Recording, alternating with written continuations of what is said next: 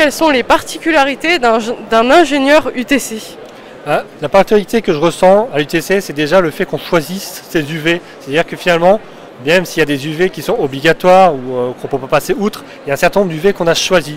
Et c'est important de savoir les défendre quand on se présente quelque part. Parce que si j'ai choisi cette unité de valeur, si je choisis ce cours, c'est que j'ai choisi une orientation pour mon profil. Et c'est moi, si je recrute quelqu'un qui est de l'UTC, c'est le premier truc que je vais regarder. Je vais dire, mais qu'est-ce que tu as fait comme unité de valeur et pourquoi tu les as faites.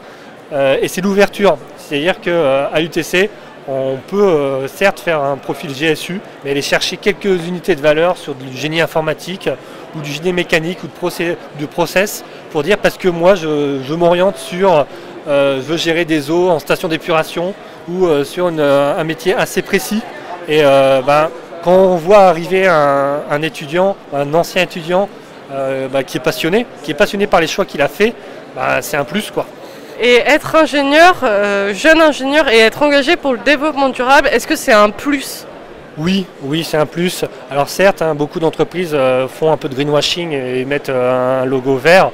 Aegis défend également, forcément, sans chercher à faire du greenwashing, puisque Aegis, en tant que maître d'œuvre, il va chercher finalement la politique. C'est-à-dire que la politique dit j'ai besoin de développement durable, de le promouvoir, de le concrétiser.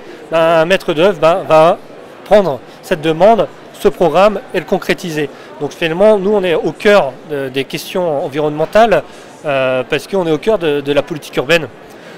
Et donc il est important que les personnes soient aussi passionnées par ce sujet, que ce ne soit pas quelqu'un qui arrive en disant j'ai fait cette unité de valeur là parce que maintenant c'est cool de faire de l'environnement, et de quelqu'un qui l'incarne, qui soit sûr de ses choix, parce que on arrive vite à des paradoxes.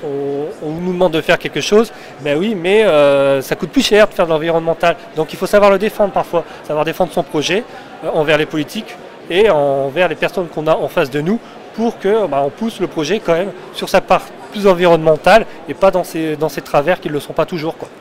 D'accord, merci beaucoup.